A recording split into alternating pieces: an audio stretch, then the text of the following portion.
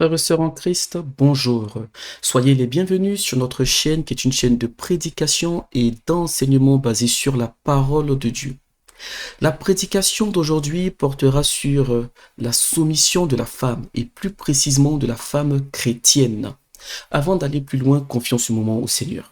Éternel Dieu Tout-Puissant, merci pour ta grâce dans nos vies, merci pour tous tes bienfaits, que ton règne vienne et que le cœur de tout auditeur et de toute auditrice soit disposé à recevoir ta parole et qu'elle porte du fruit en nos vies pour ta gloire au nom de Jésus-Christ. Amen.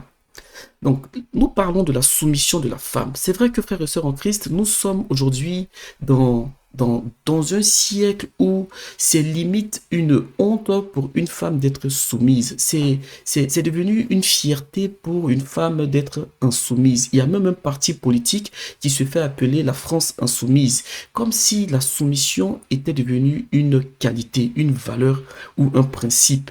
euh, euh, euh, comment dire, à mettre en avant. Nous, aujourd'hui, nous sommes enfants de Dieu. La Bible nous dit que nous sommes dans le monde, mais nous n'appartenons pas au monde. C'est pourquoi, avant d'aborder cet enseignement-là, je veux faire un petit rappel sur quelques points très importants. Ce n'est pas un enseignement pour mettre en concurrence l'homme et la femme. Ce n'est pas un enseignement machiste ou masculiniste pour dire que la femme, elle est en dessous, elle est inférieure ou autre. Ce n'est pas ça l'objectif de cet enseignement. Ce n'est pas ça du tout. Dieu a créé l'homme avec des avantages physiques et la femme aussi avec des avantages physiques. Dieu n'a pas créé l'homme et la femme pour qu'ils soient en concurrence. Dieu les a créés pour que la femme aide l'homme dans le plan et dans l'ordre que Dieu a établi. L'homme a un devoir de protection envers son épouse. Et donc, ce n'est pas un enseignement pour dénigrer la femme. Nous sommes enfants de Dieu et nous voulons, lorsque nous lisons la parole de Dieu, nous voulons la mettre en pratique. Parce que Jésus-Christ même dit dans sa parole que celui qui m'aime est celui qui garde ma parole et qui la met en pratique. Voilà. Donc, je ferme cette parenthèse et nous allons rentrer dans notre sujet. Pour parler de la soumission de la femme, en nous appuyant sur la parole de Dieu, nous allons procéder en trois parties. Dans un premier temps, on va voir l'introduction et ensuite, on va prendre l'exemple de deux femmes dans la parole de Dieu, dans la Bible, qui vont nous servir de référence. Et enfin, dans la conclusion, on verra pourquoi la Bible nous parle de la soumission de la femme et qu'est-ce que Dieu entend par la soumission de la femme en nous appuyant uniquement sur la parole de Dieu et nous verrons toujours dans cette troisième partie les conséquences de l'insoumission de la femme. Alors, qu'est-ce que la Bible nous dit sur la soumission de la femme, frères et sœurs? La soumission n'est pas l'esclavage. Aujourd'hui, si vous êtes marié, en tant que mari chrétien, vous devez comprendre une chose, vous ne pouvez pas imposer la soumission à une femme, à votre épouse. Et ce n'est même pas bien d'imposer la soumission à une femme. Parce que la soumission, ce n'est pas quelque chose qui s'impose. Une personne qui ne veut pas être soumise selon la parole de Dieu, elle ne le sera pas. Donc ça ne sert à rien d'être violent en parole, en action ou autre. Ce n'est pas ça. Il faut savoir que la soumission d'une femme, la réelle soumission d'une femme, c'est une soumission qui est volontaire. C'est lorsque elle décide de se soumettre dans un premier temps pour obéir à la parole de Dieu. C'est d'abord ça. Il faut comprendre une chose. La soumission, on ne se soumet pas à l'amour. On se soumet à l'autorité, mais on se soumet par amour. C'est très important de comprendre cela. Parce que l'autorité est différente de l'amour. On ne se soumet pas à l'amour, mais on se soumet par amour à l'autorité. Nous sommes chrétiens, la Bible dit que nous sommes l'Église, et l'Église est appelée l'épouse de Jésus-Christ de Nazareth. Et donc, l'Église, nous savons en tant qu'Église que Jésus-Christ nous aime. Lorsque nous nous soumettons, ce n'est pas à l'amour de Jésus-Christ que nous nous soumettons. Nous nous soumettons à l'autorité de notre Sauveur. Et nous nous soumettons parce que nous l'aimons. Et dans la parole de Dieu, il est écrit, le premier commandement, tu aimeras l'Éternel, ton Dieu, de tout ton corps, de tout ton cœur, de toute ton âme, de toutes tes pensées. Et donc, il y a d'abord l'amour qu'il faut. Il faut l'amour. Et dans l'amour, la femme peut accepter ou non d'être soumise. C'est une volonté délibérée. Voilà, c'est important de savoir cela. On n'impose pas la soumission. Et donc, comme j'ai dit qu'on se soumet à l'autorité, il faut aussi en tant qu'époux manifester l'autorité, mais encore une fois, une autorité saine. Pas une autorité pour lui manquer de respect, une autorité pour la rabaisser. Non. Alors, regardez l'autorité que Jésus-Christ exerce sur nous en tant que chrétiens lorsque vous avez une intimité avec lui. Et je prends vraiment ça pour exemple parce que la parole de Dieu nous montre que l'Église et Christ sont l'image de l'épouse et l'époux. Alors, lisons maintenant dans Colossiens chapitre 3, versets 18 à 19. Il est écrit: Femmes, soyez soumises à vos maris comme il convient dans le Seigneur. Maris, aimez vos femmes et ne vous aigrissez pas contre elles. Alors, frères et sœurs, c'est vrai que cette prédication est basée sur la soumission de la femme. La prochaine prédication sera basée sur la deuxième partie de ce passage. Parce que ce passage dit dans un premier temps, femmes, soyez soumises, et dans un deuxième temps, maris, aimez vos femmes. Donc, dans la prochaine prédication, s'il prête à Dieu, nous allons parler de l'amour de l'homme envers sa femme selon la parole de Dieu. Parce que c'est vrai, la parole de Dieu nous parle beaucoup de la soumission de la femme, mais la parole de Dieu nous parle aussi du comportement et de l'attitude que l'homme doit avoir envers son épouse. Il est vrai que beaucoup de femmes se plaignent de leur mari. Elles n'ont pas toutes tort. Et lorsqu'on écoute leurs plaintes, la plupart du temps, leurs plaintes sont justifiées. Alors, au-delà des plaintes de la femme, encore une fois, au-delà de ce que l'homme aussi reproche à son épouse, c'est la parole de Dieu qui doit prédominer. Lorsque nous sommes enfants de Dieu, nous nous soumettons déjà à sa parole. Alors, lisons ensuite dans 1 Pierre, chapitre 3, versets 1 à 6. Je vais juste lire le verset 1. Juste le verset 1 d'abord. Il est écrit: Femmes, soyez soumises à vos maris, afin que, si quelques-uns n'obéissent point à la parole, ils soient gagnés sans parole par la conduite de leurs femmes. L'Esprit de Dieu est en train de nous enseigner ici que la soumission, ce n'est pas seulement une pensée. La soumission, ce n'est pas seulement une façon de parler. La soumission, c'est un comportement. Parce que la Bible dit dans 1 Pierre chapitre 3, verset 1, vos maris peuvent être gagnés vos maris peuvent être gagnés sans parole par la conduite de leur femme, par votre conduite. Ça veut dire votre comportement, votre manière de vous comporter avec vos maris. Ici, qu'est-ce que la parole de Dieu entend par « ils peuvent être gagnés » ? Ils peuvent être gagnés, c'est que, oui, ça peut arriver qu'ils fassent des erreurs, mais lorsque vous avez la bonne attitude, eh bien, le Saint-Esprit peut toucher leur cœur. Mais le Saint-Esprit il pourra difficilement toucher le cœur de votre époux si vous êtes insoumise. Et on verra ça plus tard, parce que derrière la soumission que Dieu demande à la femme, il y a une règle spirituelle qui est établie. Au-delà des choses qu'on dit aujourd'hui, oui, l'homme fait souffrir la femme. Oui, c'est vrai, beaucoup d'hommes ont fait souffrir beaucoup de femmes, mais tous les hommes ne sont pas identiques, comme toutes les femmes ne sont pas identiques. C'est pourquoi je dis, je respecte entièrement les femmes qui ne veulent pas être soumises, mais ce message s'adresse à celles qui ont le désir, la volonté, qui savent que c'est marqué et qui peuvent dire: Seigneur, je sais que tu veux que je sois soumise, mais je n'y arrive pas. Aide-moi. C'est à ce type de femme-là que ce message s'adresse. Si vous ne voulez pas être soumise, on ne pourra rien. C'est votre volonté et votre libre arbitre. Vous avez le choix. C'est un choix que vous avez fait. Mais on va voir ce que la Bible dit. Et c'est vraiment ça le plus important. Alors, lorsqu'on va un peu plus loin dans 1 Pierre chapitre 3, verset 2, la parole de Dieu dit: en voyant votre manière de vivre chaste et réservée, ayez non cette parure extérieure qui consiste dans les cheveux tressés, les ornements d'or ou les habits qu'on revêt, mais La parure intérieure est cachée dans le cœur. La pureté incorruptible d'un esprit doux et paisible et qui est d'un grand prix devant Dieu. Vous voyez, frères et sœurs, ici, le Saint-Esprit parle d'une chose très importante qui manque dans beaucoup de couples. Il dit la pureté incorruptible d'un esprit doux et paisible qui est d'un grand prix devant Dieu.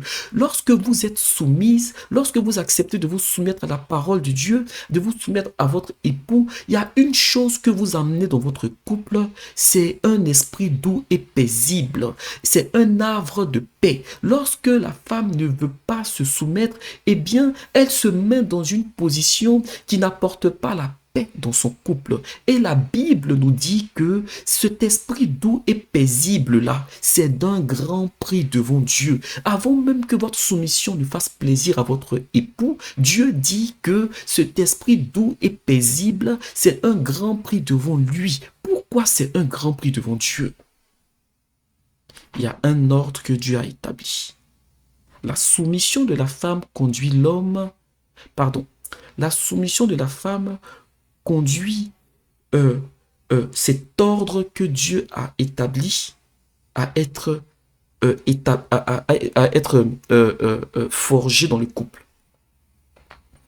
Dans ce passage, on voit que au verset 3, l'apôtre nous dit « Ayez non cette parure extérieure qui consiste dans les cheveux tressés, les ornements d'or. » Et aujourd'hui, on est dans une génération qui met beaucoup l'accent sur l'apparence, sur le physique. Mais la Bible est en train de dire, jeune fille, jeune femme, tu veux te préparer au mariage, ce n'est pas ce qui est important. L'apparence physique va attirer l'homme, mais ce n'est pas ce qui va faire, qui va vouloir te rendre heureuse dans le couple. L'apparence physique, c'est bien, mais ça va juste l'attirer, ce n'est pas ce qui va le garder. Même s'il est chrétien, eh bien, ce qui va garder un homme, c'est ce qui est dans ton cœur. C'est cette douceur d'esprit, cette paisibilité. Alors, lorsqu'on va un peu plus loin, la parole de Dieu nous dit, « Ainsi se paraient autrefois les saintes femmes qui espéraient en Dieu. » Vous voyez, depuis qu'on a commencé à parler de la soumission, qu'est-ce qui revient? La soumission pour plaire à Dieu. La soumission l'esprit doux et paisible qui est d'un grand prix devant Dieu. Vous voyez, là, Dieu dit, certes, soyez soumis à vos maris, mais depuis qu'on a commencé à lire, tout est tourné vers Dieu. Quand vous vous soumettez à votre mari, ce n'est pas d'abord pour plaire à votre mari, c'est d'abord pour plaire à Dieu, parce que c'est Dieu qui le demande. Encore une fois, devant, on verra pourquoi Dieu demande cela. Si vous ne voulez pas être soumise, que vous êtes resté pour écouter encore cet enseignement jusqu'à présent, c'est déjà un très bon début. Que le Seigneur vous fortifie pour aller jusqu'au bout. La parole de Dieu nous dit ici, au verset 5 de 1 Pierre chapitre 3, que c'est ainsi que se paraient les saintes femmes. Elles se paraient comment? Elles se paraient de l'intérieur. Sarah était une femme belle de figure. On le verra plus loin. Eh bien, la Bible dit que, au verset 5, soumises à leur mari. Ensuite, au verset 6, comme Sarah. Ça veut dire que Sarah était la référence. Comme Sarah qui obéissait à Abraham et l'appelait son Seigneur. C'est d'elle que vous êtes devenues les filles en faisant ce qui est bien, sans vous laisser troubler par aucune crainte. Et donc, cet exemple de Sarah nous fait rentrer dans la deuxième partie. Deux femmes de référence. Nous allons prendre deux femmes de référence dans la parole de Dieu. La première femme va être l'image de la femme soumise et la deuxième femme va être en quelque sorte l'image de la femme insoumise. Et on verra les conséquences et l'attitude que Dieu a adoptée parmi ces deux femmes. Alors, lisons sans plus tarder dans Genèse chapitre 12, versets 4 à 5. Dans ce passage, si vous pouvez lire tout le chapitre 12, c'est lorsque Dieu parla à Abraham et Dieu demanda à Abraham de partir de la maison de son père pour aller vers la terre promise. Et donc, en allant, la Bible nous dit au verset 5, Genèse chapitre 12, verset 5, Abraham prit Sarai, sa femme, et Lot, son fils. Abraham prit Sarai, sa femme, et Lot, fils de son frère, avec tous les biens qu'ils possédaient et les serviteurs qu'ils avaient acquis à Charan. Ils partirent pour aller dans le pays de Canaan et ils arrivèrent à Canaan. Donc, dans cette première partie, Dieu a donné une mission à Abraham. Donc, Abraham n'est pas parti seul. Abraham a pris Sarai. Sarai qui est devenue plus tard Sarah. Donc, Sarai, la femme d'Abraham, était avec Abraham. Et donc, au verset 12, pardon, au verset 11 à 13, il est arrivé que il y a eu une famine dans le lieu où Abraham était avec toute sa délégation. Et donc, Abraham s'est dirigé vers l'Égypte. Et donc, voyons ce qui s'est passé. Genèse chapitre 12, verset 11 à 13, il est écrit. Comme il était prêt d'entrer en Égypte, il dit à Sarai, sa femme, « Je sais que tu es une femme belle de figure.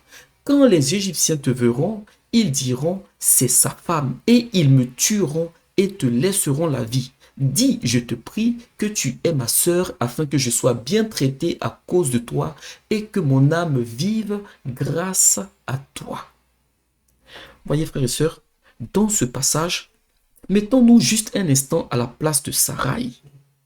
Sarai était avec ses parents. C'est Abraham qui l'a prise pour épouse.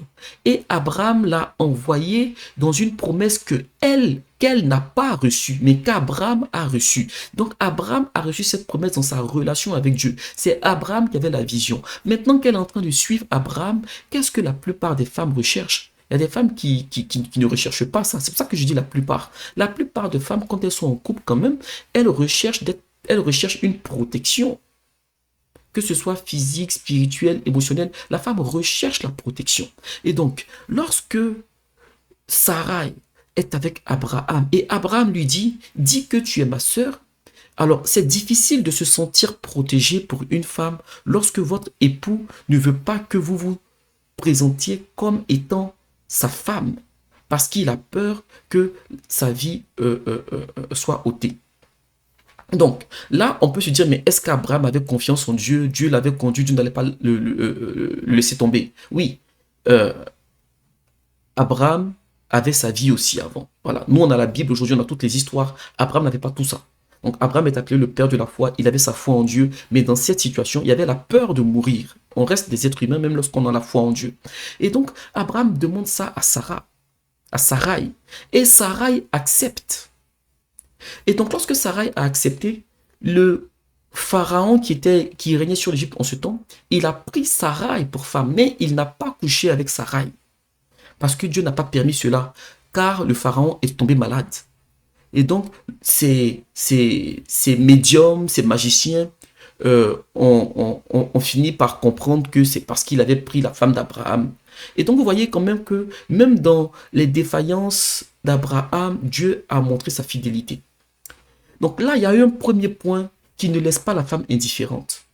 Être avec un homme qui n'a pas voulu te protéger, parce qu'il a tenu à sa vie. Bon, Sarai, on ne voit pas dans la Bible Sarai tenir tête à Abraham par rapport à cela. Lorsqu'on va un peu plus loin dans la Bible, on voit dans Genèse chapitre 20, la même scène qui se répète une deuxième fois. Cette fois-ci, ce n'est pas en Égypte. Il est écrit dans Genèse chapitre 20, versets 1 à 3, « Abraham partit de là pour la contrée du Midi. Il s'établit entre Kadès et Shur et fit un séjour à Guérar. » Donc Abraham était maintenant installé à Guérar.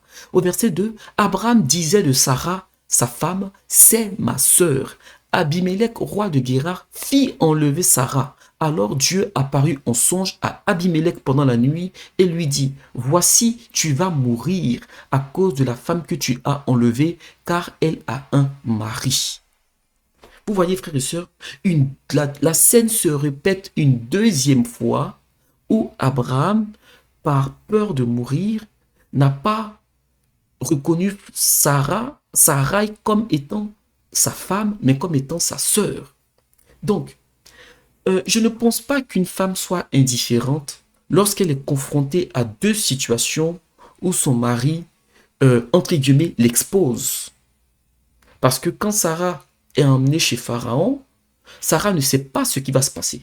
Lorsque Sarah est envoyée elle est prise par Abimelech, Sarai ne sait pas que cette nuit-là, Dieu va montrer un songe à Abimelech pour lui dire tu vas mourir. Elle ne sait pas ça. Donc, imaginez dans quel état d'esprit Sarai était lorsqu'elle était chez Pharaon et qu'elle se retrouve encore la deuxième fois chez Abimelech. Dieu accorde sa grâce. Mais quand Sarah retourne auprès de son mari, le cœur n'est pas indifférent. Le cœur n'est pas indifférent, ça j'en suis sûr. Et donc, Sarah demeure toujours à côté d'Abraham. On ne voit pas Sarai faire des remontrances, faire des reproches à Abraham en lui disant « Tu ne m'as pas protégé, tu m'as livré à Pharaon, tu m'as laissé être prise par Abimelech. » On ne voit pas Sarah réagir comme ça. La Bible nous dit, quand on a lu, que Sarai était une femme soumise, une femme obéissante à Abraham. Et la Bible demande aux chrétiennes de suivre l'exemple de Sarai comme nous l'avons vu. Et donc, vous voyez, frères et sœurs, pourquoi il était important de revoir toute cette historique de Sarai? Parce que ce qu'on va voir maintenant, regardez ce qui se passe. Dans Genèse chapitre 16, versets 1 à 3,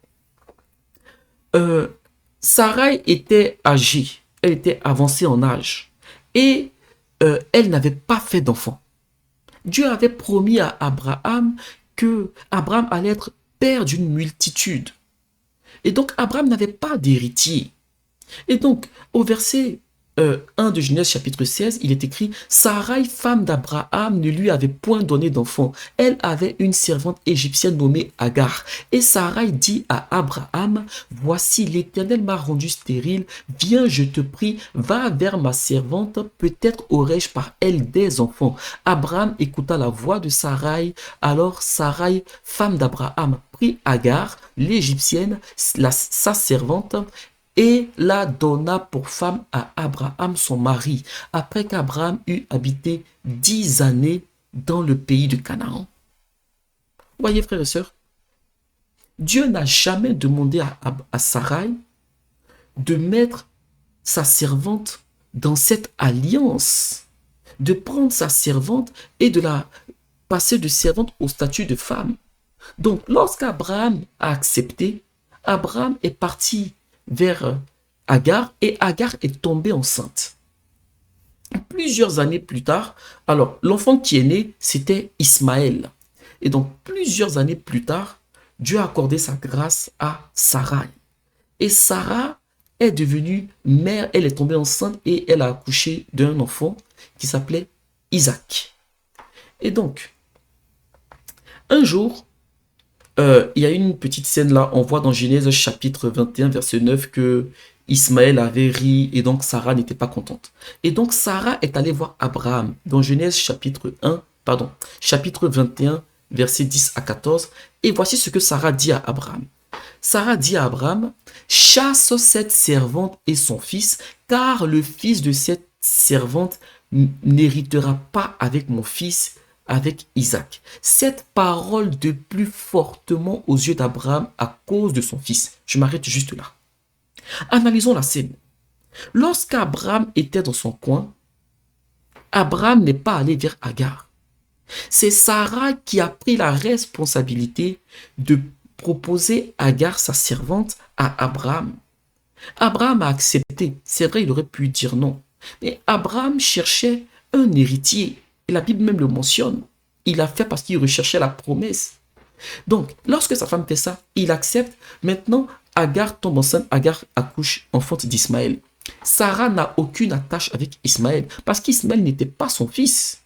Mais par contre, Abraham avait un sang commun avec Ismaël. Ismaël était le fils légitime d'Abraham. Et donc, certainement qu'il y avait une attache émotionnelle entre Abraham et Ismaël. Et donc, lorsque Sarah est tombée enceinte plus tard, bon, entre guillemets, le mal est fait. Ta servante est déjà tombée enceinte, elle a déjà accouché d'Ismaël. Qu'est-ce qu'on va faire maintenant? Et donc Sarah vient et elle demande à Abraham de chasser Ismaël. Et on ne parle pas des temps modernes, on est dans les temps antiques. On est dans les temps où, même sur le trajet, quand ils quittent l'endroit où ils étaient, une bête sauvage peut sortir et les tuer les deux. Donc en envoyant son fils Ismaël avec Agar, c'est comme si on les livrait à la mort. Il n'y avait pas de garde pour les surveiller, pour veiller sur eux. C'est une femme avec un enfant. Et donc, c'est normal que Abraham Quand il a entendu ça, ça ne lui a pas plu. Il était mécontent. Frères et sœurs, retenez ceci. Surtout nos sœurs chrétiennes. Lorsque vous acceptez d'être soumises dans les moments difficiles, dans les moments d'incompréhension, si vous avez coché la case de la soumission pour plaire à Dieu, Dieu parlera en votre faveur. Dieu parle en faveur de la femme soumise. Dieu parle en faveur de la femme soumise. Il ne parle pas en faveur de la femme insoumise. Et donc, que se passe-t-il? Quand Abraham n'était pas content de ce que Sarah avait dit, Abraham n'avait pas renvoyé, n'avait pas exclu Ismaël et Agar. La Bible nous dit ensuite, au verset 12, donc Genèse chapitre 21, verset 12, mais Dieu dit à Abraham, que cela ne déplaise pas à tes yeux à cause de l'enfant et de ta servante. Accorde à Sarah tout ce qu'elle te demandera, car c'est d'Isaac que sortira une postérité qui te sera propre. Vous voyez, frères et sœurs.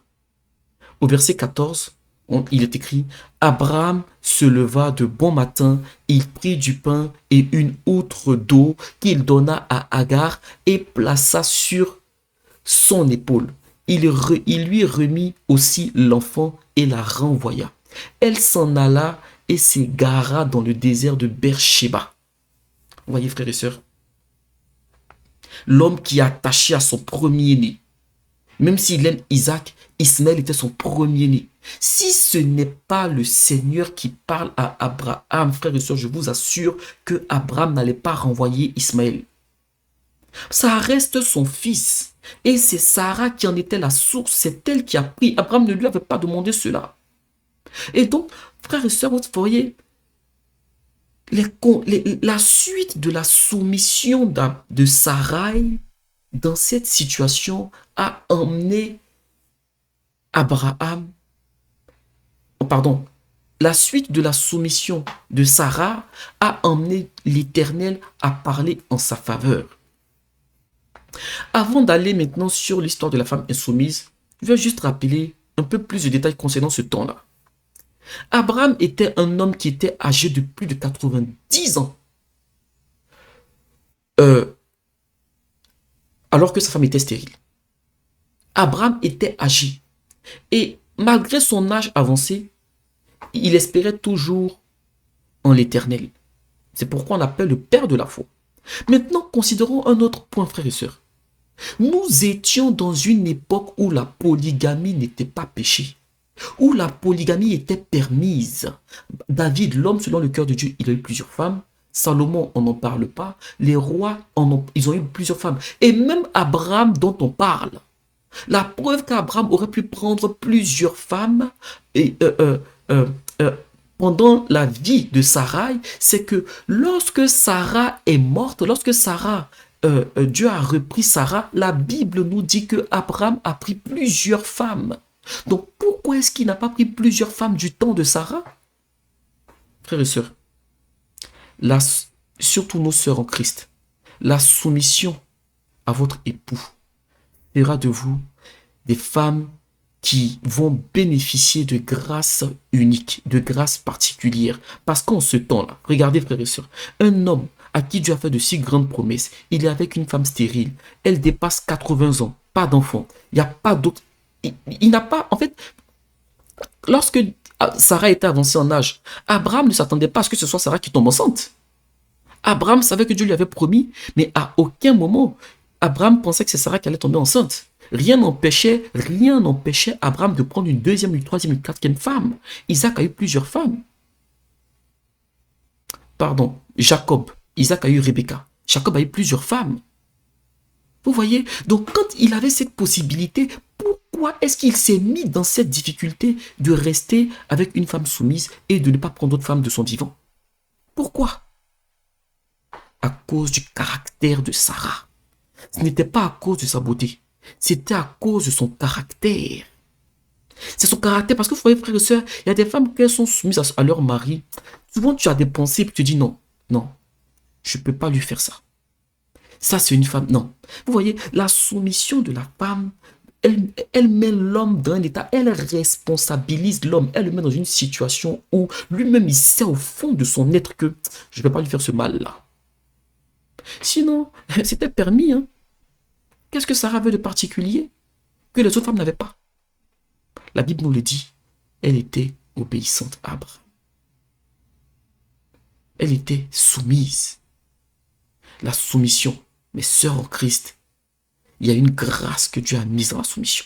N'écoutez pas le monde. La Bible vous dit que vous êtes dans le monde. Nous sommes dans le monde, mais nous n'appartenons pas au monde. La soumission, quand elle est pratiquée dans le cadre de la parole de Dieu, eh bien, c'est une grâce, c'est une vertu, c'est une qualité. Et on le verra dans la troisième partie. Voyons maintenant l'exemple d'une femme insoumise. Et vous allez voir le traitement différent. Genèse chapitre 3, versets 4 à 6. Nous sommes dans la situation, on connaît tous l'histoire de la chute d'Adam et Ève.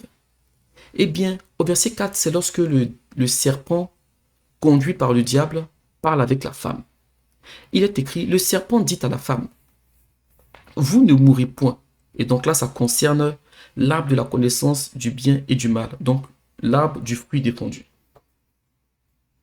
Donc, au verset 5. Pardon, au verset 4, il est écrit, le serpent dit à la femme, vous ne mourrez point, mais Dieu sait que le jour où vous en mangerez, vos yeux s'ouvriront et que vous serez comme des dieux, connaissant le bien et le mal. Au verset 6, la femme vit que l'arbre était bon à manger et agréable à la vue, et qu'il était précieux pour ouvrir l'intelligence. Elle prit de son fruit et en mangea. Elle en donna aussi à son mari qui était auprès d'elle, et il en mangea. On va plus loin, toujours au chapitre 3, on va jusqu'au verset 10. Donc au verset 10, il est écrit, au verset 10, c'est l'Éternel qui vient voir Adam. Et voici l'échange qu'il y a entre Adam et l'Éternel. Il répondit, donc Adam répondit, j'ai entendu ta voix dans le jardin et j'ai eu peur, parce que je suis nu et je me suis caché. Verset 11, et l'Éternel dit, qui t'a appris que tu étais nu? Est-ce que tu as mangé de l'arbre dont je t'avais défendu de manger? L'homme répondit, la femme que tu as mise auprès de moi m'a donné de l'arbre et j'en ai mangé. Et l'Éternel dit à la femme, pourquoi as-tu fait cela? La femme répondit, le serpent m'a séduite et j'en ai mangé. Frères et sœurs en Christ, lorsqu'on se remet dans le contexte, Adam était le premier homme que Dieu avait créé. Dieu avait mis Adam dans le jardin d'Éden. Adam était le seul à cultiver ce jardin. La Bible dit qu'à un moment donné, Adam avait en lui ce besoin. Et Dieu dit, il n'est pas bon que l'homme soit seul, je lui ferai une aide qui lui sera semblable. Et donc Dieu a endormi Adam. Mes frères et sœurs, avant que Dieu endorme Adam, la Bible dit que Dieu a envoyé tous les animaux des champs pour qu'Adam les nommasse. Donc Adam a donné un nom à tous les animaux. Donc le serpent même, Adam l'a observé et Adam l'a appelé serpent. Et donc Adam avait une connaissance des animaux, une connaissance de son environnement, une maîtrise de son environnement qu'Ève n'avait pas. Et donc, lorsque Ève vient par la suite, elle est tirée de la corde d'Adam, de la façon dont elle est créée, cela montre déjà que Dieu l'a créée pour qu'elle soit une aide soumise à son époux. Pour qu'il y ait un ordre, parce que Dieu a créé l'homme de la poussière, Dieu aurait aussi pu prendre une poussière, souffler dedans et créer une femme. Il aurait pu le faire. Pourquoi est-ce qu'il tire une côte? Pourquoi est-ce qu'il tire la femme de l'homme? Voilà, il y a une raison précise et on le verra encore plus tard. Lorsque Ève échange avec le serpent et que ton mari te dit, Dieu nous a dit de ne pas manger ce fruit défendu. Et le serpent te dit, mange parce que voici ce que ça va vous apporter comme point positif. Une femme soumise, avant de s'engager, elle va demander à son mari, voici ce que le serpent m'a dit. Tu dis que Dieu t'a dit de ne pas manger. Le serpent me dit que c'est bien de manger. Toi, qu'est-ce que tu en penses? Et puis, on prend la décision à deux. Frères et sœurs, je vous assure, si la femme Ève était partie consulter son mari avant de prendre la décision personnelle, de s'engager personnellement comme une femme indépendante qui ne dépend d'aucun homme, aller prendre et manger d'elle-même, si elle avait seulement demandé la permission à son mari, les conséquences auraient été différentes. Parce que Adam n'aurait même pas pu avoir cet argument-là de dire « c'est la femme que tu m'as donnée ». Parce que elle aurait répondu à Dieu, mais Seigneur, avant de manger, je lui ai demandé la permission. Vous voyez, la soumission d'Ève allait mettre toute la responsabilité sur Ève, sur Adam. Parce que quand Adam a dit, c'est elle qui m'a donné, j'en ai mangé, on peut se dire, oui, mais c'est pas un enfant. Oui, c'est vrai, c'est pas un enfant. Mais quand il était seul dans le jardin, il n'a pas mangé au fruit défendu. Quand il était avec les animaux, il n'a pas mangé le fruit défendu. Eh bien, quand Ève est venue, c'est elle qui a mangé la première, ensuite lui, il a mangé. Donc, on peut dire qu'elle a influencé, et on voit même qu'elle a influencé. Vous voyez, la soumission apporte une couverture à la femme. Parce que, frères et sœurs en Christ, très peu d'hommes, comme on ne peut pas tout généraliser, j'avais même envie de dire aucun homme, mais pour ne pas tout généraliser, je vais dire très peu d'hommes. Très peu d'hommes naissent avec le courage. Très peu d'hommes naissent avec un courage naturel. Sinon, la quasi-totalité des hommes, quand ils naissent, la chose qui est naturellement en nous, c'est la lâcheté. C'est par rapport aux épreuves de la vie, c'est à force d'effort que l'homme devient courageux. Parce que le courage, c'est le fait d'affronter sa peur. Et ce n'est pas inné. Le courage, c'est aussi le fait de prendre ses responsabilités. Donc, l'homme a cette tendance naturelle de fuir ses responsabilités. Et donc, lorsque vous allez dans l'insoumission, c'est du pain béni pour un homme qui est lâche. Parce que vous allez faire ce que vous voulez. Le jour où il y aura des problèmes, ils vont réagir comme Adam a réagi. C'est pas moi, c'est elle. Mais qu'est-ce que Dieu va dire? Là, elle ne s'est pas soumise. Elle ne lui a pas demandé la permission avant de manger le fruit. Elle a pris la décision personnelle de s'engager. Parce que c'était un engagement. Et c'est lorsqu'elle a mangé qu'elle lui a attendu. Donc quand l'homme dit, c'est elle qui m'a donné, Dieu est juste. Dieu est juste. Et là, qu'est-ce qu'elle dit? J'ai été séduite par le serpent et j'en ai mangé. Oui, tu as été séduite, mais si tu avais été séduite et soumise, même dans la séduction, la soumission aurait été une protection pour toi. La soumission aurait été une protection pour toi. Vous voyez, frères et sœurs? C'est pourquoi nous devons comprendre que le Dieu qui a créé l'être humain, là, il connaît l'homme plus que l'homme ne se connaît lui-même. Donc quand Dieu demande à la femme dans sa parole, femme, soyez soumise, il sait que c'est quelque chose qui est bon pour vous. Et lorsque Dieu demande à la femme d'être soumise, ce n'est pas de la rendre esclave. Et là, avant de passer à notre point final, je vais juste mettre l'accent sur une chose. Lorsque vous rentrez dans un couple, la mort, selon la parole de Dieu, c'est la mort qui peut vous séparer. Quand vous divorcez, ce n'est pas le plan de Dieu. Si vous êtes marié dans l'église, eh bien, c'est pourquoi on dit jusqu'à ce que la mort vous sépare, quand les gens prêtent serment lors du mariage. Eh bien, vous devez comprendre une chose. La vie en couple, là, elle commence sur la terre, elle s'arrête sur la terre. Ce qui se passe après la vie sur cette terre, ce n'est plus en couple, c'est personnel. Ça veut dire que votre salut, que ce soit, que ce soit votre salut, que vous alliez au paradis ou en enfer, eh bien, ça dépendra de vous. Où est-ce que je veux en venir, frères et sœurs? Ne laissez pas votre époux, sous prétexte de la soumission, vous conduire à pécher contre Dieu. Autrement dit, soyez soumise tant que ce qui vous est demandé ne vous emmène pas à pécher contre Dieu. Si votre mari vous dit, va dans ce magasin, tu vas voler, vous n'allez pas vous soumettre pour aller voler. Parce que Dieu nous a dotés d'intelligence. Si vous allez voler, qu'en revenant une voiture vous renverse, vous êtes mort comme une voleuse. Vous allez dire quoi à Dieu? Tu m'as dit d'être soumis, j'ai été soumise? Non. Soyez soumis tant que votre soumission ne vous emmène pas à aller à l'encontre de la parole de Dieu. Sinon, si vous mourrez dans ça, malgré votre soumission, vous n'allez pas être sauvé. La Bible est claire. Ne vous y trompez pas. Sans la sanctification, nul ne verra Dieu. Le péché, la Bible dit les pécheurs n'hériteront pas du royaume des cieux. On n'est pas en train de parler d'une chose de la terre. On est en train de parler du salut. Soyez soumises. Mais lorsqu'on vous demande de faire quelque chose qui va vous emmener à pécher contre Dieu, refusez.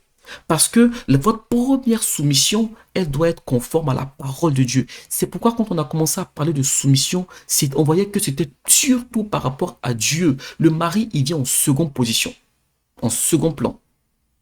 Vous voyez, frères et sœurs en Christ. Et donc, Dieu nous met dans des couples, dans des mariages, dans des alliances pour qu'on se tire vers le haut, pour qu'on soit une force et pas pour qu'on soit des concurrents. Passons maintenant à notre troisième étape, à notre troisième et dernière partie. La soumission de la femme chrétienne. Pourquoi est-ce que la femme chrétienne, pourquoi est-ce qu'il est bien pour une femme chrétienne d'être soumise? Pourquoi? On parle de soumission, oui. Pourquoi en fait? 1 Corinthiens chapitre 14, verset 32 à 33. La Bible nous dit: les esprits des prophètes sont soumis aux prophètes, car Dieu n'est pas un Dieu de désordre, mais de paix. Pourquoi est-ce que la Bible ne nous dit pas que Dieu n'est pas un Dieu de désordre, mais d'ordre? C'est parce que là où il y a le désordre, il n'y a pas la paix. C'est pourquoi la Bible dit: Dieu n'est pas un Dieu de désordre, mais de paix. Maintenant, ici, il s'agit effectivement des esprits des prophètes qui sont soumis aux prophètes. Et ensuite, Dieu nous parle de désordre et de paix. Parce que nous, en tant qu'enfants de Dieu, on doit comprendre une chose. Quand Dieu fait travailler des êtres humains ensemble, eh bien, Dieu met de l'ordre. Et même lorsque les êtres humains travaillent sans Dieu, pour que l'objectif soit atteint, il faut qu'il y ait un ordre. S'il y a le désordre, l'objectif sera difficilement atteint. Eh bien, lorsque vous prenez un pays, dans un pays, je n'ai pas vu encore de pays sur cette terre où on vote deux présidents. Dans chaque pays, quand il y a les élections présidentielles, c'est un président qui est élu. Et le président, même s'il a une femme qui est présidente, eh bien, elle n'est pas élue comme les présidents. Sauf si c'est elle qui s'est présentée aux élections présidentielles qui est présidente.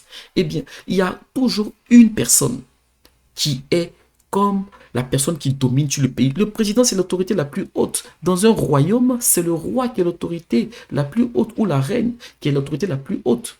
Ça dépend des circonstances. Eh bien, dans une entreprise, c'est le PDG qui est au-dessus de tout. Eh bien, l'institution du mariage, c'est une institution qui a été établie par Dieu. C'est Dieu qui a uni deux fois, bibliquement parlant, l'homme et la femme. Eh bien, dans cette institution aussi, eh bien, elle ne fait pas exception à la règle. Il faut un ordre. Donc, dans un couple, l'homme et la femme ne peuvent pas dominer en même temps à 50-50. Ce n'est pas possible. Si vous pensez ça, c'est que peut-être que c'est votre femme qui domine, ou sinon, il y en a forcément un qui domine sur l'autre. Et encore une fois, dominer ici, ce n'est pas péjoratif. Je veux dire qu'il y en a un qui chapeaute. Alors, dans Romains chapitre 13, verset 1 à 2, il est écrit: que toute personne soit soumise aux autorités supérieures, car il n'y a point d'autorité qui ne vienne de Dieu, et les autorités qui existent ont été instituées par Dieu. C'est pourquoi celui qui s'oppose à l'autorité résiste à l'ordre que Dieu a établi, et ceux qui résistent attireront une condamnation envers eux-mêmes. Beaucoup de femmes sont dans des couples. Elle prie, Seigneur, je ne comprends pas pourquoi pour tel sujet tu ne me réponds pas. Eh bien, frères et sœurs en Christ, souvent, vos prières ne montent pas parce que vous êtes insoumis à vos maris. La prière de la femme soumise, elle n'est pas comme la prière de la femme insoumise. Vous allez chercher loin les sorciers, les attaques spirituelles. Souvent, c'est juste votre caractère.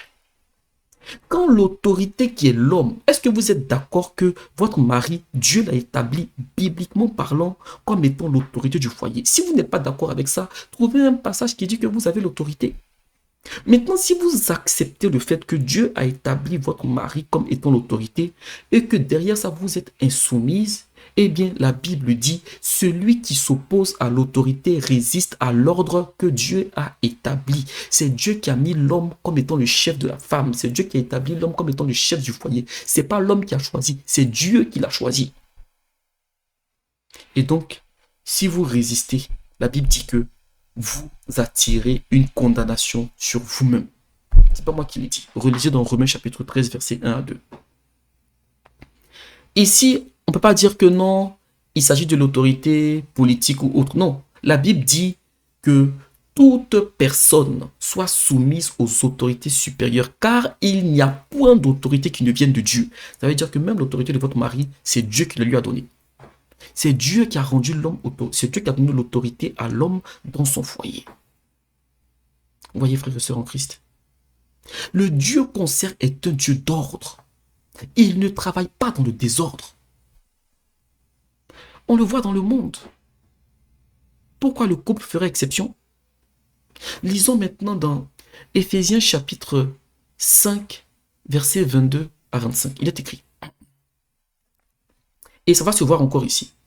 Femmes, soyez soumises à vos maris comme au Seigneur. Car le mari est le chef de la femme, comme Christ est le chef de l'Église qui est son corps et dont il est le sauveur. Vous voyez, frères et sœurs en Christ? C'est la Bible qui le dit. Éphésiens chapitre 5, verset 23. Le mari est le chef de la femme. Qui est-ce que vous voulez suivre? Quel enseignement voulez-vous écouter? Pensez-vous que le monde vous sert des choses sur l'insoumission et pensez-vous que c'est quelque chose qui va être profitable pour votre salut? Ou pensez-vous que celui qui a donné sa vie à la croix du Calvaire pour que vous soyez sauvés, c'est lui qui vous veut votre bien? Le monde vous présente l'insoumission comme étant une valeur et la soumission comme étant une honte. Ce n'est pas ça. La Bible demande à la femme chrétienne d'être soumise. Si les femmes du monde veulent être insoumises, ça, ce sont les femmes du monde. Mais quand vous, en tant que chrétienne, vous voulez plaire à Dieu dans votre couple, la Bible vous demande de respecter l'autorité de votre mari. Qu'il le mérite ou qu'il ne le mérite pas. Ça, c'est un autre sujet. Mais la Bible vous demande d'être dans une position de soumission. Encore une fois, il ne faut pas que cela vous emmène à pécher contre Dieu. Tant que ça ne vous emmène pas à pécher contre Dieu, la parole de Dieu vous conseille d'être soumise en ne vous l'imposant pas. Voilà. Au verset 24 de Éphésiens chapitre 5, il est écrit « Or, de même que l'Église est soumise à Christ, les femmes aussi doivent l'être à leur mari en toutes choses. » Verset 25, « Marie, aimez vos femmes comme Christ a aimé l'Église et s'est livré lui-même pour elle. » Là-dessus, je vais ouvrir une parenthèse. Dieu demande deux choses. Une chose à la femme, une chose à l'homme. Ce que Dieu demande à la femme, c'est de se soumettre. Donc, c'est d'avoir un caractère de soumission, de se mettre en dessous de son mari. Eh bien, ce que Dieu demande à l'homme, c'est d'aimer sa femme jusqu'à être prêt à mourir pour elle, comme Christ est mort pour l'Église. Mes sœurs en Christ, vous-même regardez la différence. Dieu vous demande quelque chose qui touche à votre caractère et Dieu vous demande à votre mari quelque chose qui touche à sa vie, qui doit être prêt à mourir pour vous. Donc, pensez-vous qu'un homme sera prêt à mourir pour une femme insoumise? Pensez-vous vraiment? Il y a des hommes aujourd'hui qui sont dans le couple, ils sont fatigués parce qu'ils ont des femmes querelleuses, ils ont des femmes qui sont insoumises, qui les émasculent à longueur de journée. Eh bien, qu'est-ce qu'ils font? Ils s'effacent et ils laissent la place. Pour avoir la paix, ils s'effacent et ils laissent la place. Il n'y a pas de bénédiction dans ça. Je vous l'assure. Il n'y a pas de bénédiction dans ça. Quand celui qui a autorité se tait, c'est comme un enfant qui domine ses parents et que les parents se taisent. Cet enfant-là, il risque d'avoir une vie difficile. Il y a des choses qui viennent apporter le désordre dans l'ordre que Dieu a établi. Si vous en êtes la source, un conseil, répentez-vous, demandez pardon. Et si vous pensez être soumise, faites à ça votre mari. et demandez-lui sincèrement d'être franc avec vous. Dites-lui, est-ce que tu penses que je suis une femme soumise? Ou bien, donne-moi une note sur 10 de la soumission, de ce que tu estimes. Donne-moi une note de soumission sur 10 et écoutez votre mari. Et par rapport à ça, vous allez voir comment lui vous voit. Par moment même, vous allez penser que vous êtes soumise et Dieu, sur son trône, vous allez demander au Saint-Esprit, Saint-Esprit, est-ce que je suis une femme soumise devant toi? Vous êtes des chrétiennes, priez, Dieu va vous parler. Et le Saint-Esprit, si vous êtes sensible à lui, il va vous répondre. Il va vous dire, selon lui, selon sa parole, si vous êtes soumise ou si vous êtes insoumise. La soumission, ce n'est pas forcément garder le silence. Hein. Non, parce qu'il y a des moments que votre mari peut faire une erreur et vous allez lui dire, chérie, ce que tu fais là, je pense que c'est pas bon, je pense que c'est une erreur. Peut-être qu'il faut faire autrement. Vous voyez, il y a une façon de parler, une façon de faire des choses. Mais Dieu commence d'abord par la femme.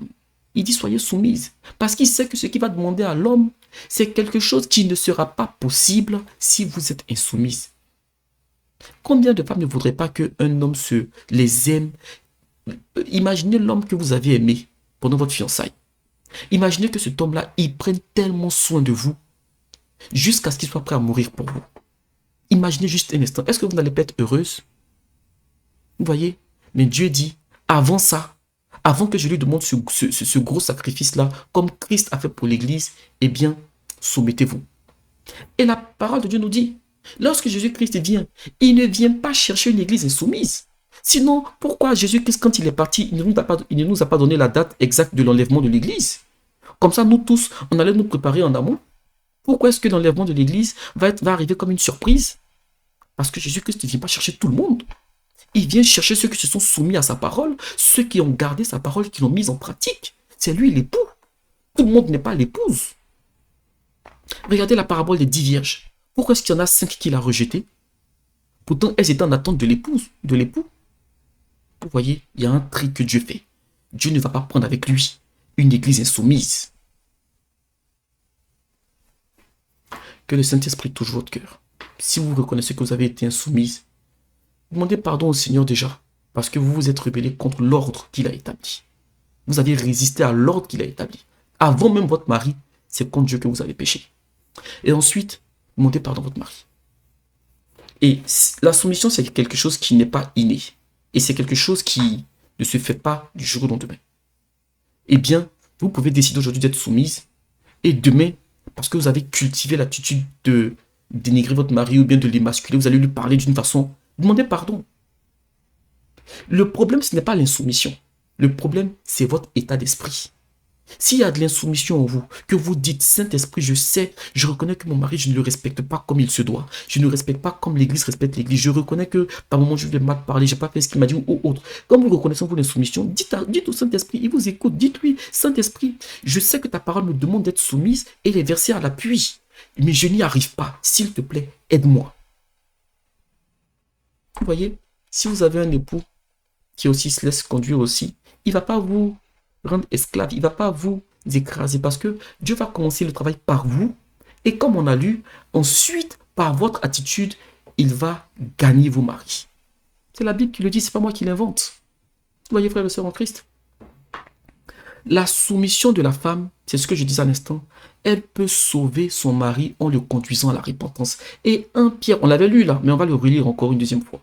1 Pierre chapitre 3, verset 1 à 2 dit, « Femmes, soyez soumises à vos maris, afin que, si quelques-uns n'obéissent point à la parole, ils soient gagnés sans parole par la conduite de leurs femmes. » Vous voyez, frères et sœurs, la puissance de la soumission? Et donc, on peut dire que la soumission de la femme, d'ailleurs, avant de conclure sur la soumission, je vais faire une parallèle. On va parler maintenant, avec quelques versets, des conséquences de l'insoumission. Et après, on va mettre ça en parallèle. Proverbe chapitre 27, verset 15.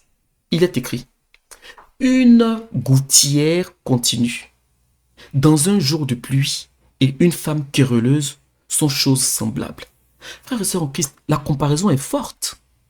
Vous voyez ce que c'est qu'une gouttière un jour de pluie. Imaginez vous cherchez à dormir et puis votre lit est à côté de la fenêtre.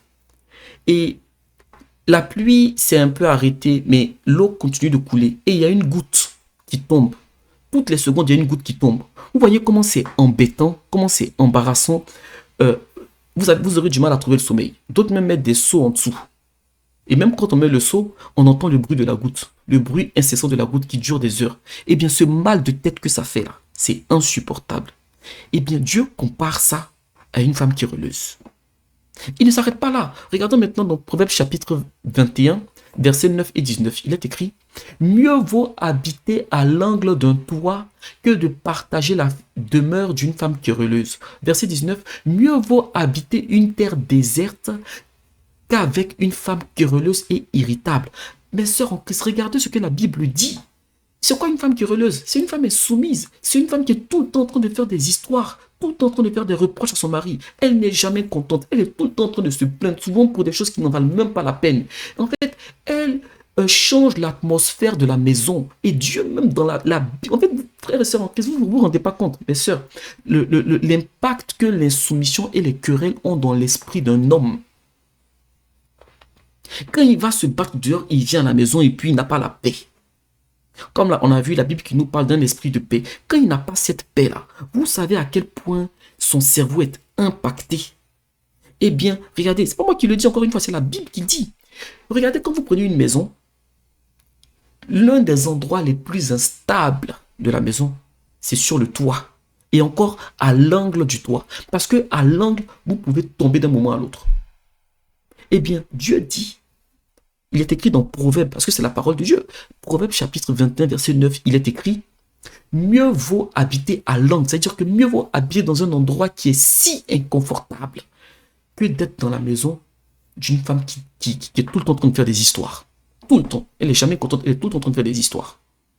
Une femme insoumise, querelleuse, irritable. Verset 19, il dit: mieux vaut habiter une terre déserte, c'est-à-dire qu'une terre où tu as soif. Donc, il y a des gens qui préfèrent avoir soif, ne pas avoir à manger, que de partager une maison avec une femme irritable et querelleuse. Eh bien, vous allez voir, il y a des personnes qui sont entrées dans le couple, qui travaillaient. Et depuis qu'ils ont commencé à ne plus avoir la paix dans leur couple, ils ont commencé à passer beaucoup de temps au travail. Même lorsque le télétravail est permis, ils préfèrent aller travailler. Ils vont aller tôt, ils vont rentrer tard. Ça, c'est un premier signe de fuite. Parce que je vous assure, mes sœurs en Christ, quand vous apportez la paix dans votre foyer, votre mari, là, il prend plus de plaisir à être dedans que dehors. Parce qu'en vérité, il y a beaucoup de dangers dehors. Et donc, l'homme a besoin de se retrouver en paix dedans.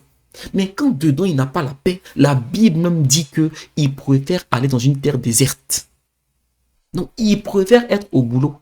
Il préfère être avec ses amis, il préfère toujours être dehors que d'être dans la maison avec vous. C'est la Bible qui le dit. Proverbe chapitre 21, verset 9 et verset 19. Vous savez à quel point l'insoumission a un impact sur votre couple. À quel point l'insoumission fragilise votre couple. Maintenant, je vais vous donner un mystère. Lorsque vous êtes dans un couple chrétien, et que vous priez, l'atmosphère qui est dans votre couple, c'est le Saint-Esprit qui l'apporte. Cette atmosphère de paix, ce parfum de joie. Il y a des couples quand vous rentrez, vous sentez que, non, en tout cas, on sent la paix. Il y a d'autres maisons où quand vous rentrez, vous n'avez pas vu des gens se bagarrer ou se chamailler, mais vous sentez que l'atmosphère est tendue, les ondes sont mauvaises. Eh bien, le Saint-Esprit, il a la possibilité, et il le fait souvent dans beaucoup de couples de chrétiens, il accorde cette grâce-là où la femme est contente, le monsieur il est content, les enfants sont contents, tout le monde est content en fait. Eh bien, lorsque le Saint-Esprit fait ça, l'insoumission, c'est l'une des choses que l'ennemi utilise à travers la femme pour faire disparaître ce parfum de paix, pour faire disparaître cette joie dans le couple. Et Ecclésiaste chapitre 10 verset 1 dit cela. Il dit, en parabole, il dit: les mouches mortes infectent et font fermenter l'huile du parfumeur. Un peu de folie l'emporte sur la sagesse et sur la gloire. Ça veut dire aussi que, En fait, ce passage-là, il peut être appliqué dans le couple. Lorsque l'huile du parfumeur, c'est une huile qui sent bon. Lorsque le Saint-Esprit envoie un parfum de paix dans votre couple. Lorsque le Saint-Esprit inonde votre couple de joie, de paix, parce que vous êtes insoumises, mes sœurs, si vous êtes insoumises, votre insoumission, votre irritabilité, vos querelles que vous faites tous les jours là, eh bien, ça devient comme les mouches mortes. Eh bien, les mouches mortes, quand elles tombent dans l'huile, l'huile ne sent plus bon. L'huile, elle sent mauvais. L'huile devient quelque chose d'infect. Eh bien, c'est à ça que ressemblent les querelles incessantes dans un couple. Même quand le Saint-Esprit apporte la paix, vos querelles, vos histoires de tous les jours, eh bien, ça fait disparaître cette paix-là. Vous voyez, l'insoumission n'est pas avantageuse pour les chrétiens, pour un couple de chrétiens. Aujourd'hui, nous avons parlé de la femme, nous allons terminer par la conclusion. Le prochain enseignement, ça va être maintenant sur l'homme. Parce que les hommes ne sont pas exempts de tout reproche. Et si le Seigneur le permet, l'enseignement d'après, ça va être sur les enfants. C'est vrai, Dieu attend que la femme soit soumise à l'homme. Dieu aussi attend que l'homme soit soumise à la parole de Dieu. Si l'homme est soumis à la parole et que la femme est soumise à la parole et à l'homme et que les enfants sont soumis aux parents, l'ordre que Dieu a établi est respecté et la famille est bénie, je vous l'assure. Et donc, nous allons conclure avec cela. La soumission de la femme plaît à Dieu. L'insoumission de la femme plaît au diable. La soumission de la femme apporte un équilibre dans le couple. L'insoumission de la femme vole la joie du foyer et du couple et ça déséquilibre le couple. La soumission de la femme apporte la paix dans le couple. Et l'insoumission de la femme pousse l'homme à préférer être à l'extérieur que d'être à la maison. La soumission de la femme favorise l'obéissance des enfants. Les enfants grandissent, ils voient que maman n'émascule pas papa. Vous préparez les hommes de demain.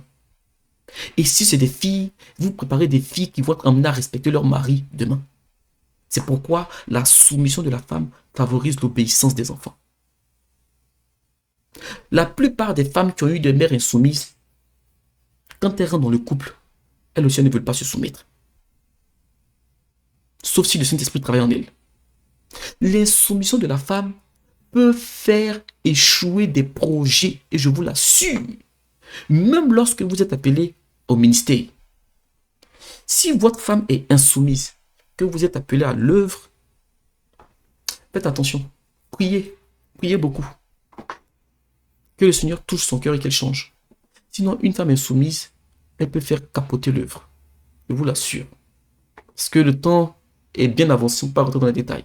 Mais je pense que par la grâce de Dieu, l'essentiel a été dit. Et donc, nous allons terminer sur ça. Mes sœurs, encore une fois, ce n'était pas quelque chose pour accabler les femmes, nos sœurs en Christ. Et cet enseignement va un peu à contre-courant de ce que le monde enseigne. Faites la part des choses. Vous n'apprécierez pas qu'on dise que toutes les femmes sont les mêmes, parce que toutes les femmes ne sont pas pareilles. Eh bien, de même que vous n'appréciez pas cela, ne pensez pas que tous les hommes sont les mêmes, parce que tous les hommes ne sont pas pareils. Oui, il y a des hommes qui ont conduit les femmes à ne pas vouloir se soumettre. Mais il y a des hommes qui poussent les femmes à accepter de se soumettre. Non en leur imposant la soumission, mais par leur attitude. Vous voyez. Maintenant, si on veut respecter l'ordre que Dieu a établi, Dieu a commencé par la femme. Dieu a commencé par la femme en demandant à la femme d'être soumise à son mari. Et ensuite au mari d'aimer sa femme. Et enfin aux enfants d'être soumis à leurs parents. Et donc, nous allons mettre fin à la prédication et terminer par une prière. Seigneur, merci pour tes bienfaits, merci pour ta grâce, ta bonté, pour tout ta conduite durant cet enseignement. Et je te prie, Père, et te demande de toucher le cœur de mes sœurs en Christ. Que celles qui sont soumises persévèrent dans la soumission, car ce n'est pas un acquis. que celles qui sont insoumises mais qui veulent être soumises. Seigneur, s'il te plaît, touche leur cœur et qu'elles cherchent ta face et brise en elles tout esprit de rébellion. Saint-Esprit, parce que la rébellion ne vient pas de toi. C'est le diable qui a commencé la rébellion. Et tu es un esprit qui nous appelle à l'ordre, à la soumission, comme ta parole le dit, à nous soumettre aux autorités. C'est pourquoi je te prie, Seigneur, et te demande de toucher le cœur de mes sœurs qui te demandent de leur donner un cœur soumis à leur époux. Et qu'elles soient des femmes de douceur, des femmes de paix dans leur foyer, pour ta gloire, au nom de Jésus-Christ. Je te prie aussi pour nos sœurs qui, parce qu'elles ont vécu des choses, des injustices, ou même qui ont été violentées ou violées dans le passé, ont décidé de ne plus être soumises. Seigneur, s'il te plaît, guéris leur cœur blessé, guéris leur cœur, Saint-Esprit, et même si elles ne croient pas en ce que je dis, Seigneur, qu'elles croient au moins en ta parole, parce que tu les aimes aussi. Et c'est aussi pour elles que tu as donné ta vie sur la croix du Calvaire. Touche leur cœur, Seigneur, s'il te plaît, et conduis-les à t'honorer dans les moindres détails. Au nom de Jésus-Christ. Que toute œuvre des ténèbres contre nous soit détruite et voie à l'échec. Au nom de Jésus-Christ. Amen.